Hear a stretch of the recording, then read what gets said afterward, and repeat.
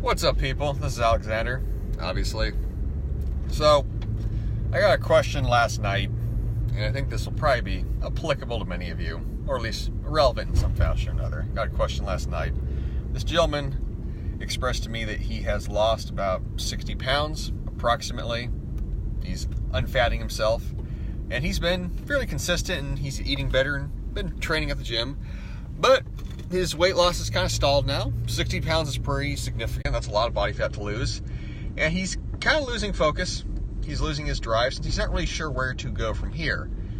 And part of this I can attribute to a knowledge deficit where he doesn't quite have a sensibility. He doesn't have the knowledge as to how to train himself properly in regards to continuum-based strength and muscle development. He's burnt out. But yeah, exactly that. He's also a bit burnt out. He's been dieting for a number of months now.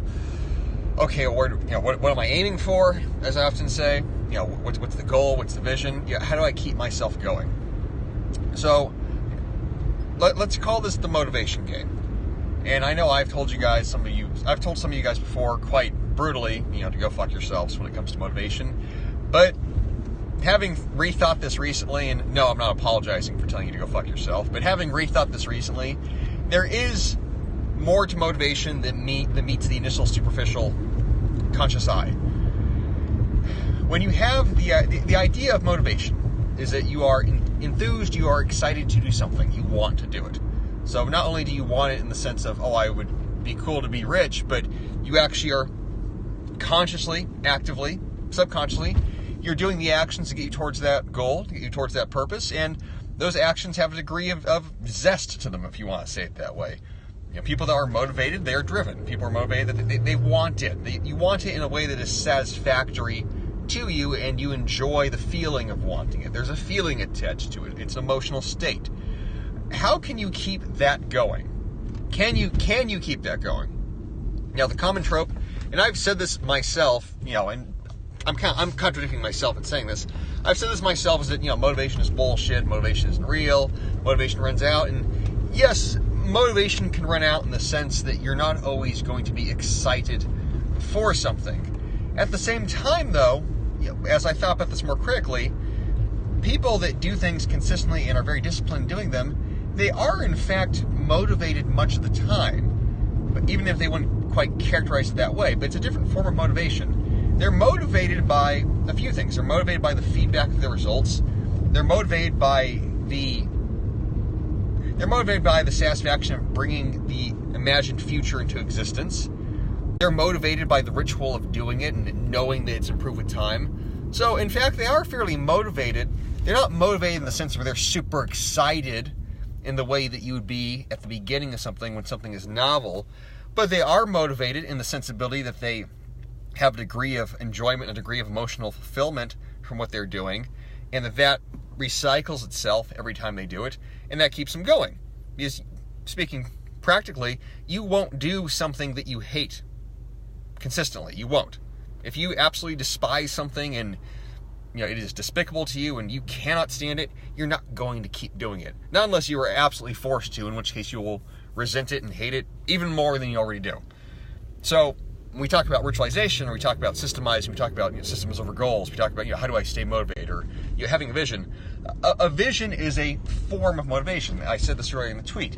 If you clarify your reasons for doing something, you have a very distinct why, and you have a vision, a literal vision in the sense where you are imagining what you are going to look like when you're healthier. You're imagining what you're going to look like when you are fitter. You're imagining what the positive perception is going to be for yourself from others when you have the body you want. You're imagining the power it's going to give you in your working life, in your professional life, in your romantic life. When you're bringing that into being by thinking ahead. You're bringing the future into being. You can think of it that way. You're manifesting, to use that word. It's a real thing. It is a real thing. When you are doing that actively and you are layering that on top of your process, you're layering that on top of your work, you will be motivated by that work because that work is truly towards something. It's actually creating something, and it's not creating something that's vague. It's not opaque. I like that word. Say it that way. It's not opaque. It's not hazy. It's not fuzzy. It's not a question mark to you. If you, Kai Green is a bodybuilder I really enjoy. He talks about this, but from when he started training, he would very clearly in his head draw out and see and feel his body as he imagined it when he'd be bigger and larger, more muscular. To a very high level, not just, I want bigger biceps, so I'm going to go do bicep curls. He would, literally in his head, before he ever went to the gym, he would create this mental image of himself, this very heroic image, and he would imagine, what will my arm feel like with those biceps? What will my body feel like? How will I move? What will my persona, my presence be? He got very, very, very deep into it. And you could, obviously, one of you guys could be an asshole and come back, oh, he's a gifted black athlete and steroids, blah, blah. That's not the point. That's not the point, because there's lots of gifted people, and there's lots of guys that take steroids, honestly, and they don't look even that great. So it's not about, his enhancements or his natural gifts. It's the fact that he has a superlative, incredible mental process of visualization that is highly motivating to him, and he has used that very successfully. And you see this across time, throughout, sort of eternal human history, when, it's spoken of, how do you bring the future into being? You see it. You ramble. Of course I ramble. This is a rambling periscope. These are not focused periscopes. Fucking deal. Steroids are not, you have to put the work in. Yeah, you do have to put the work in. So you put the work in, but you put the work in towards a purpose and vision that is clear to you. And the more you work at it, the clearer it becomes. And you're full of shit block. See how easy that was, people. So it becomes clear to you, and the more you work at it, the more clear it becomes. And then over time, your motivation, is it a game? Yeah, it's a game. It's a positive feedback loop. You are motivated by what you're doing, and what you're doing is motivating to you. And that is not a lightly stated relationship. There's a lot of depth to that. So if you're struggling with motivation right now for something, you think, I'm going to go Peterson. You got to think clearly about it. You have to see it. And not just see it for what it is right now, but see it for what it can be. If you can see it for what it can be, and can see it for what it will be, and can see it in detail with high resolution, well, then you're on your way. If you can't see that or won't see that or are unwilling to see that, and you are reliant purely on external, short-term motivational novelty factors, well, yeah, then you're going to burn out. But anyone would burn out from that. Novelty is only so appealing for so long. Any questions, guys? I'm going to order Starbucks coffee right now, so you can ask questions while I do this. Off-topic question, are you conservative?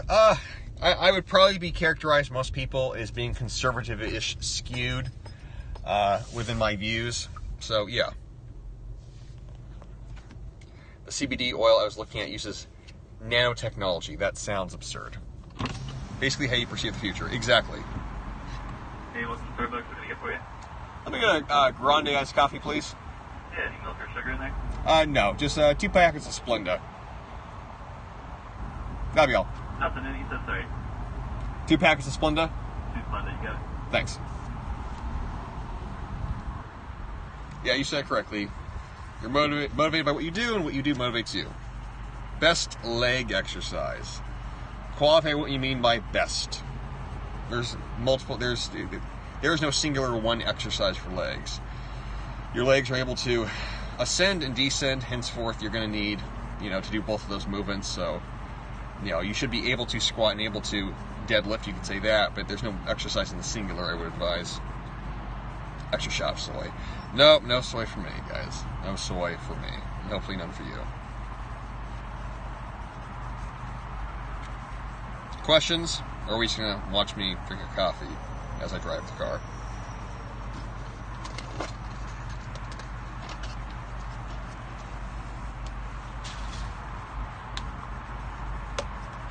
Have you noticed difference from a CBD? I notice it. I'm not an anxious person, but it does seem to have a calming effect where I feel it's not psychoactive or I'm chilled out, bro. But there's a level of mental acuity it definitely grants. I'm 19. I benched 225. I missed the rest of it. Ask it again, brother. Sorry about that.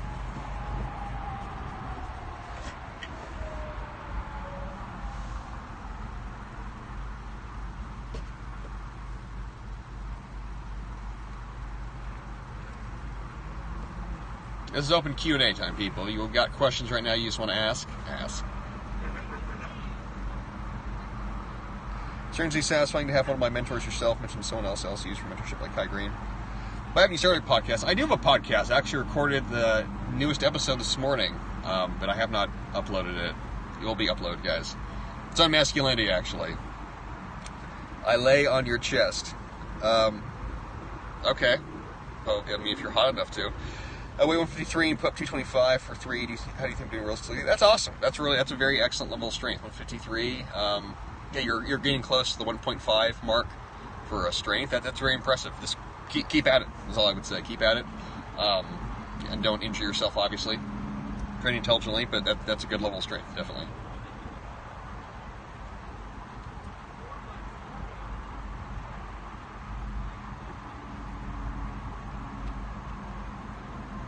Are you a WWE wrestler? If you want me to be. I get asked that every single Periscope. What's your background, nationality?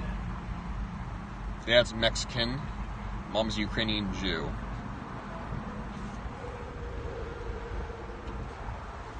Hey, how's it going, man? How you doing? Do you need heavy weight to build back thickness? Yeah, I would say yes. I mean, you can build it back with. Yeah, I mean, you don't necessarily have to lift brutally heavy. I guess like super low rep, but it's hard to build it back with light weights. So. Take a receipt. I'm good, dude. All right, cool. Thank you. Vegan protein shake brand suggestions. Vegan protein shake brands. I don't know that I know any, honestly. Yeah, I couldn't, vegan protein shake, yeah, I honestly can't tell you. I mean, there's vegan protein brands, yeah, you can, you call it, Sun Warrior is one, Vegas Sport, but, yeah, I can't think of any. Do you date Latinas? Yes. I date all races, all faces.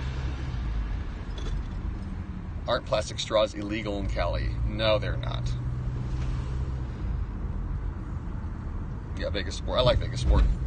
Have you heard of the nano-enhanced CBD oil? I haven't, and that sounds like it's probably bullshit.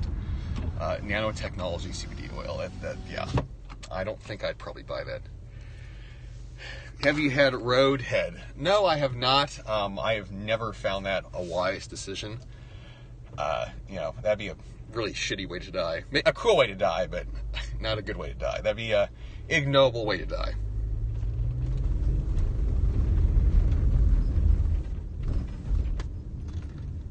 Hi.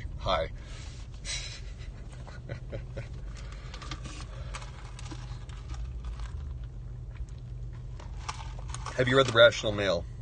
Yeah, I have. Read all three of them. By the way, I like you. Thanks. I'm from Saudi Arabia. From Saudi Arabia. Very cool. You have a good soul. Thank you, my lady.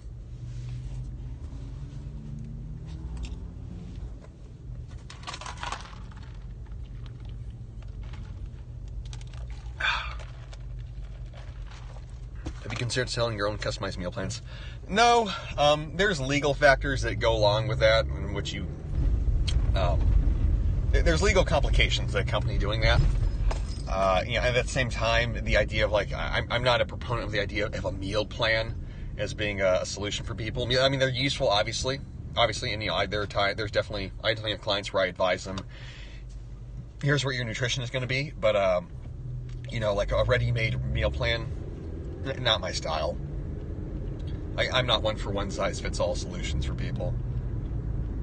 I'd rather sell you a nutrition book that teaches you how to create your own meal plan, what you need to know about nutrition versus just a meal plan.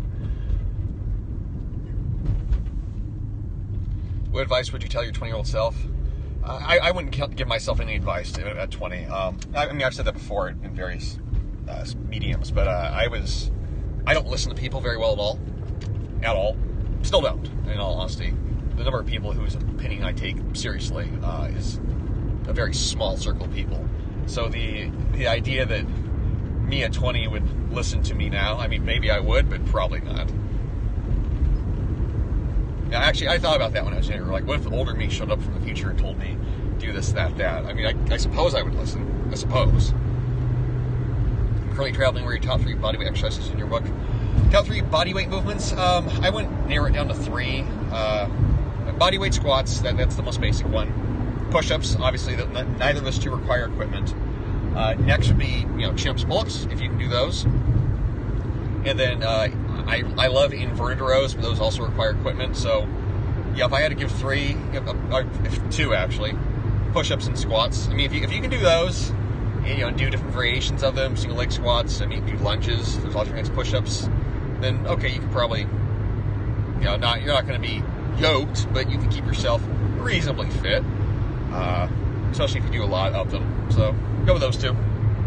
I mean, at the same time, though, unless you're traveling highly frequently, where you really have to modify your training to your traveling, I'm not a fan of the, I guess, like the travel workout, gym workout, hotel workouts. Just take the time off, unless it's something like I said. Unless your traveling is very frequent, where it's a large part of your it's a large part of your monthly schedule, and it does dramatically affect your training. Maybe if you're traveling twice a month, okay, then let's game plan for that. But if it's a case where you're just taking a trip for 3 days and you've been training consistently, for 7-8 weeks, who cares? Yeah, go for a walk. It's not a big deal. So context for that situation. Context.